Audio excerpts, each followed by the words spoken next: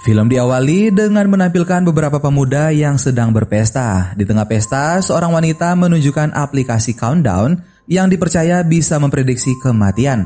Mereka pun tertarik untuk mengunduh aplikasi tersebut, kecuali perempuan bernama Courtney. Tetapi pada akhirnya ia pun terpaksa ikut menginstal aplikasi countdown. Teman-temannya mendapat prediksi umur panjang, tetapi tidak dengan Courtney. Ia hanya mendapat waktu selama 3 jam. Tak lama kemudian datanglah pacar Courtney yang bernama Evan. Setelah pesta selesai, Courtney merasa khawatir pada Evan yang akan mengemudi dalam keadaan mabuk. Maka ia pun memilih untuk berjalan kaki. Ketika Evan meninggalkannya, Courtney menerima peringatan dari aplikasi countdown. Ia memeriksa waktu yang hanya tersisa 7 menit lagi. Lalu tiba-tiba ada seseorang mengikutinya. Courtney menoleh ke belakang dan ternyata orang itu sudah pergi. Courtney berjalan sendirian dan alarm dari countdown berbunyi yang menandakan bahwa sisa waktunya hanya tersisa lebih dari 1 menit. Ia pun berlari menuju rumahnya lalu menutup pintu rapat-rapat. Handphonenya terus berdering hingga ia memutuskan untuk menonaktifkan ponselnya. Courtney kemudian berusaha menenangkan diri, tetapi suara dari kamar mandi membuatnya terusik lalu memberanikan diri membuka tirainya. Lalu tiba-tiba handphonenya kembali berdering dan tubuh Courtney tertarik ke atas. Saat hitungan countdown habis, tepat saat itu juga Courtney meninggal dunia. Di sisi lain, Evan mengalami kecelakaan menabrak pohon yang tumbang mengenai tempat duduk penumpang. Dan film Countdown pun dimulai.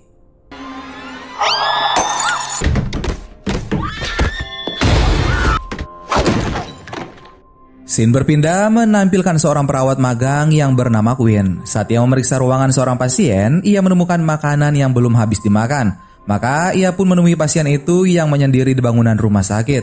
Pasien itu ternyata adalah Evan. Quinn berusaha menenangkan Evan yang akan dioperasi karena kecelakaan yang ia alami. Lalu Evan menunjukkan aplikasi countdown yang memprediksi bahwa ia akan mati dalam waktu 19 jam. Evan awalnya tak mempercayai aplikasi itu, namun setelah kejadian yang menimpa Courtney membuatnya khawatir dan ketakutan. Quinn berkata bahwa aplikasi itu hanya berisi bualan dan Evan tak perlu khawatir. Setelah berhasil menenangkan Evan, seorang perawat senior bernama Amy mencari Quinn lalu membawanya ke suatu tempat. Ternyata Amy dan teman-teman Quinn memberikan kejutan atas keberhasilannya menjadi perawat tetap. Quinn kemudian memberitahu rekannya tentang aplikasi countdown. Perawat bernama Scott langsung mengunduh aplikasi itu dan mendapat umur selama 87 tahun. Lalu seorang dokter bernama Sullivan mendapat prediksi akan bertahan selama 58 tahun.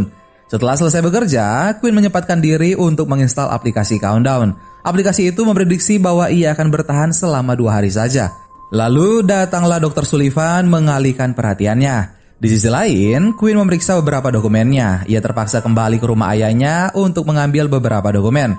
Sesampainya di sana, Quinn pun mencari dokumen itu, lalu tiba-tiba ia mendengar suara dari lemari. Ternyata ada adiknya yang bernama Jordan bersembunyi dengan seorang laki-laki. Quinn menegur Jordan, tetapi adiknya itu malah melawan lalu menutup pintu kamar. Tak lama kemudian datanglah ayah Quinn mengajak Quinn untuk pergi ke makam ibunya pada hari Sabtu. Quinn pun menerima ajakan itu lalu kembali pulang ke rumahnya sendiri.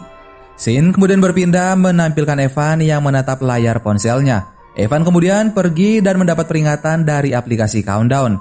Ia melihat penampakan dari kaca lalu menoleh ke belakang dan tak menemukan apa-apa di sana. Ia kembali melihat ke arah jendela lalu sesuatu menghantam kaca itu hingga pecah. Evan berlari ketakutan bersembunyi di sebuah ruangan. Tiba-tiba ada yang mengetuk dan lampu-lampu menjadi padam. Aplikasi countdown berbunyi yang menandakan ia hanya memiliki waktu lebih dari 1 menit. Evan pun panik lalu mencoba membuka pintu yang terkunci. Terpaksa Evan harus melewati tangga untuk menuju pintu lain. Namun hantu berpenampilan seperti Courtney membuatnya terjatuh dan meninggal tepat setelah hitungan countdown berakhir. Di sisi lain, Quinn menerima kabar kematian Evan dari perawat Amy. Quinn teringat pada perkataan Evan sebelumnya. Ia pun menjadi penasaran lalu masuk ke ruang mayat untuk melihat aplikasi countdown di ponsel milik Evan. Quinn kemudian mengeluarkan mayat Evan untuk membuka kunci handphonenya dengan menggunakan pendeteksi wajah. Setelah kunci terbuka, Quinn terkejut dan tak percaya melihat hitungan countdown yang sudah berakhir. Lalu tiba-tiba tangan Evan bergerak menyentuh Quinn hingga akhirnya Quinn segera memasukkan tubuh Evan. Setelah kejadian itu, Quinn menjadi ketakutan. Ia memeriksa hitungan waktu hidupnya yang berakhir pada hari Sabtu saat berziarah ke makam ibunya. Quinn menelpon ayahnya untuk memberitahu bahwa ia ingin membatalkan rencana mereka. Perawat Amy menegur Queen untuk tak menelepon pada jam kerja. Queen pun meminta maaf lalu kembali menjalankan tugasnya. Tiba-tiba, Countdown memberi peringatan bahwa Queen melanggar kesepakatan. Queen pun tak mengerti. Ia terdiam sambil menatap ruangan Evan, lalu Dr. Sullivan mengagetkannya. Queen dan Dr. Sullivan mengurus seorang pasien. Lalu Dr. Sullivan memberi semangat pada Queen yang terlihat sedang banyak pikiran. Ia memeluk Queen yang membuat Queen merasa tak nyaman. Dr. Sullivan kemudian memaksa Queen sehingga Queen pun memberontak lalu keluar dari ruangan. Queen ingin melaporkan kejadian itu pada perawat Amy, tetapi Dr. Sullivan dengan sengaja menggagalkan rencananya. Scene berpindah menampilkan Queen yang sedang gelisah karena aplikasi Countdown tak bisa dihapus dari handphonenya. Queen kemudian mencari nama korban Countdown dan menemukan wajah Courtney. Queen membaca komentar lalu memutar sebuah video seorang wanita yang menangis ketakutan karena teror dari aplikasi Countdown. Setelah menonton video itu, tiba-tiba hantu Evan muncul di hadapannya. Queen segera menyalakan lampu lalu melempar handphonenya. Ia memilih untuk tidur di dalam mobil demi menghindar dari teror lainnya.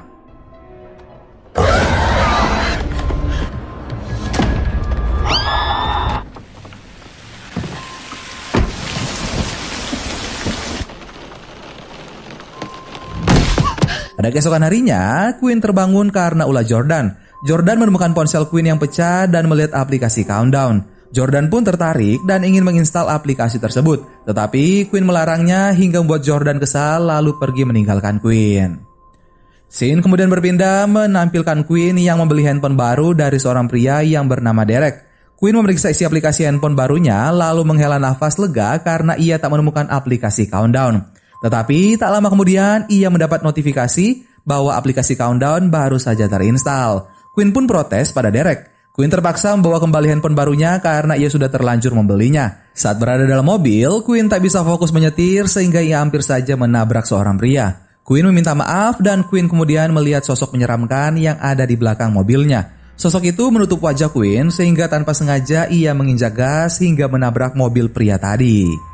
Queen keluar sambil ketakutan. Pria itu tentunya memarahi Queen, lalu datanglah Matt yang berusaha melindungi Queen sehingga pria tadi pun pergi tanpa meminta ganti rugi.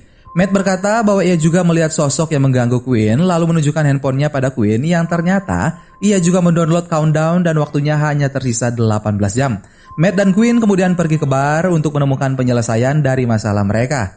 Matt berkata bahwa mereka harus membaca kesepakatan yang ada di awal aplikasi saat baru diinstal. Maka ia pun menyuruh seorang pria bernama Gary untuk melakukannya. Gary pun menuruti perintah Matt, lalu mereka membaca isi kesepakatan yang tertulis bahwa setiap pengguna harus menerima takdir masing-masing. Jika berusaha menghindar, maka berujung pada pelanggaran. Matt kemudian tersadar bahwa ia seharusnya pergi menggunakan kereta api, tetapi aplikasi itu berkata bahwa Matt akan mati pada saat itu, maka ia pun membatalkannya. Queen pun berbicara hal yang sama. Ia seharusnya pergi bersama ayahnya dan Jordan, tetapi Queen membatalkannya juga. Gary yang penasaran pun menerima kesepakatan aplikasi dan beruntungnya Gary masih memiliki waktu selama 39 tahun. You again? Are you an idiot? Look what you did to my Lex! And nobody gets hurt. Or you can stick around and find out who downloaded it. No, that's not it. Other people download it and they... This is when I was supposed to actually die. Looks like old Jer Bear's gonna live to be 91. Scene lalu berpindah menampilkan Queen dan Matt yang pergi ke rumah sakit untuk menemui pendeta yang bernama David. Queen memberitahu David tentang teror yang disebabkan oleh munculnya iblis dan roh jahat. Mereka membutuhkan bantuan David untuk mengusir roh jahat tersebut. Namun David tak mempunyai kemampuan untuk melakukan hal itu. Ia merekomendasikan salah satu temannya yang bernama John. Whatever is happening to us, I don't know. That's why I wanted to talk to an expert. Yeah, I mean, it seems like demon stuff to me. You don't think demons are real? I'm sorry, but no. Qualified. Setelah mendapat bantuan dari David, Matt dan Queen pun pergi dari situ. Tetapi perawat Amy membawa Queen bersamanya, sedangkan Matt ditinggal sendirian. Matt pergi ke toilet, tapi tiba-tiba ada seseorang yang ingin membuka pintunya. Matt menyuruh orang itu untuk mencari bilik lain, tetapi setelah selesai buang air kecil, Matt diganggu oleh anak kecil. Lampu di toilet seketika mati, lalu terdengar suara anak menangis. Matt mendekati suara itu, tapi tiba-tiba seorang anak kecil menerjang tubuhnya, dan tak lama kemudian lampu kembali menyala, sedangkan anak itu menghilang entah kemana. Hey kid, use another stall.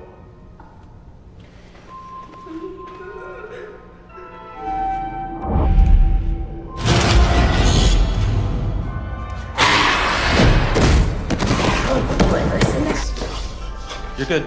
You're good. Di sisi lain, Amy membawa Quinn untuk melanjutkan kasus pelecehan yang dialami Quinn. Namun ternyata Dr. Sullivan tak mengakui kesalahannya, melainkan menuduh Quinn lah yang menggodanya. Mirisnya, para atasan di rumah sakit lebih mempercayai Dr. Sullivan sehingga Quinn mendapat hukuman skorsing. Quinn berusaha membela diri tetapi usahanya sia-sia sehingga ia pun memilih untuk pergi. Scene berpindah menampilkan Quinn dan Matt yang pergi ke gereja untuk menemui pendeta John. Matt menjelaskan permasalahan mereka dan dengan senang hati John menceritakan kisah yang hampir mirip dengan masalah yang mereka alami. Salah satu cara menghentikan permainan countdown adalah dengan meretas aplikasinya. Quinn pun teringat pada seseorang yang mungkin bisa membantu.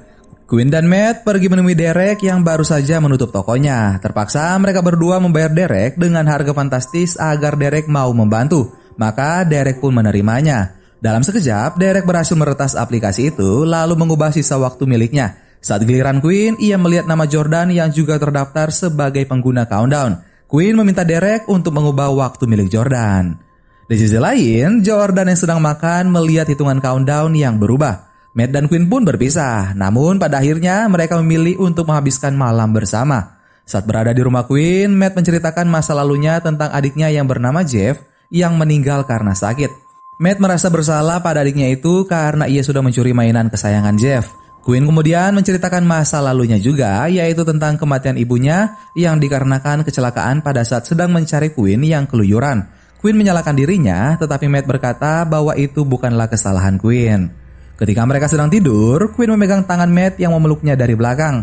Quinn melihat sesuatu di balik pintu kamarnya dan ia memanggil Matt untuk bangun, tapi ternyata Matt berada di luar sedangkan tangan yang memeluknya itu adalah tangan hantu. Quinn berteriak ketakutan, lalu terdengar dering notifikasi dari aplikasi countdown yang menunjukkan bahwa waktunya kembali seperti semula.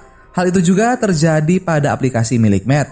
Di sisi lain, Jordan menerima miss call dari Quinn dan ia juga mendapat notifikasi yang menunjukkan bahwa ia hanya memiliki waktu selama 4 jam. Tiba-tiba lampu di luar kamarnya berkelap-kelip. Jordan keluar untuk memeriksa, lalu menutup pintu kamarnya. Setelah itu, pintu kamarnya kembali terbuka. Jordan yang ketakutan memilih untuk bersembunyi di bawah kasur, tapi kasurnya itu bergerak sendiri. Jordan pun semakin ketakutan. Saat ia berbalik, ternyata ada hantu di sampingnya. Ia kemudian berlari keluar dan terkejut karena kedatangan Matt dan juga Quinn. Mereka bertiga pergi menemui pendeta John dan John berkata bahwa mereka mendapat kutukan dari iblis dan para pelayannya. Cara lain untuk mematahkan kutukan itu adalah dengan membuktikan bahwa prediksi iblis itu adalah salah. Seseorang harus mati sebelum jam yang ditentukan atau mempertahankan seseorang untuk tetap hidup lebih dari waktu yang diprediksi. Jika rencana mereka berhasil, maka seluruh kutukan akan hilang.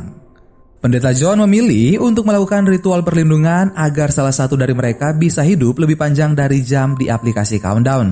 John membawa mereka ke suatu ruangan untuk membuat lingkaran dari garam yang dicampurkan dengan cat. Setelah selesai, Matt memiliki waktu 2 menit lagi.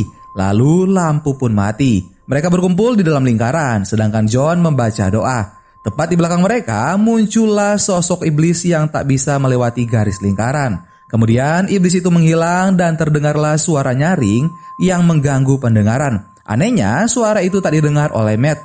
Matt mengambil mainan milik Jeff dan ia juga melihat Jeff yang berdiri di luar lingkaran. Matt memberikan mainan itu sambil meminta maaf. Namun Jeff berjalan mundur. Matt pun mendekati adiknya dan tanpa sadar melewati garis lingkaran sehingga kakinya ditarik keluar.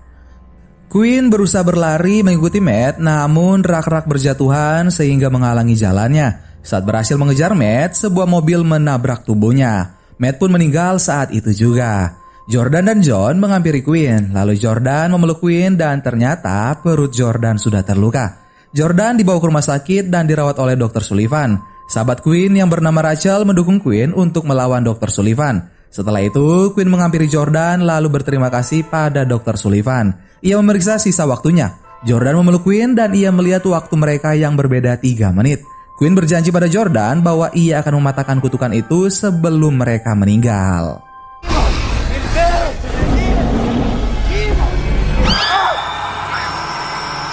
Dinosaur. Chevy, I was gonna give it back. I saw it.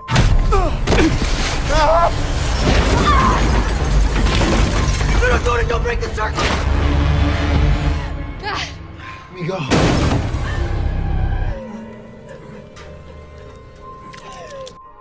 Quinn kemudian pergi menemui Dr. Sullivan di ruangannya. Ia berusaha merayu Dr. Sullivan untuk datang ke sayap gedung yang tertutup.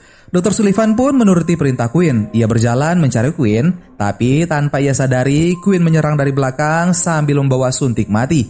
Lalu muncullah Jordan yang melarang Quinn untuk melakukan hal keji itu pada Dr. Sullivan. Tapi tiba-tiba tubuh Dr. Sullivan pun tertarik. Quinn pun tak menyerah, ia kembali mencari Dr. Sullivan, tapi tiba-tiba Dr. Sullivan balik menyerangnya sehingga terjadilah perkelahian antara mereka. Dr. Sullivan memilih untuk pergi menjauhi Quinn, namun Quinn yang tetap ingin melawan tiba-tiba terlempar sehingga Dr. Sullivan pun berhasil melarikan diri. Quinn mengambil obat suntik lalu pergi mencari Jordan. Di sisi lain, Jordan menangis meratapi nasibnya yang hanya memiliki waktu 1 menit sebelum ajal menjemput. Jordan melihat lemari yang terbuka sendiri, kemudian rambutnya pun ditarik dan dilempar keluar. Sisa waktunya kurang dari 1 menit. Iblis itu bersiap untuk membunuh Jordan, tetapi Quinn segera datang dengan suntikan di tangannya. Quinn nekat menusukkan suntik itu pada tubuhnya, lalu iblis itu berubah menjadi ibu Quinn, namun Quinn tak tertipu olehnya sehingga Quinn pun tetap bunuh diri demi mematahkan kutukan aplikasi Countdown. Jordan menangis berharap kakaknya tak bunuh diri. Tapi Quinn tak bisa bertahan lagi. Tubuh Quinn terangkat ke atas dan kutukan yang sudah berhasil dipatahkan membuat iblis itu lenyap bersamaan dengan kematian Quinn. Jordan menangisi kematian kakaknya dan ia kemudian melihat tulisan di tangan Quinn yang menyuruhnya menyuntikkan obat suntik. Jordan pun melakukannya dan ia menancapkan suntik itu tepat di bagian yang ditandai Quinn. Tak lama kemudian Quinn pun tersadar lalu memeluk Jordan.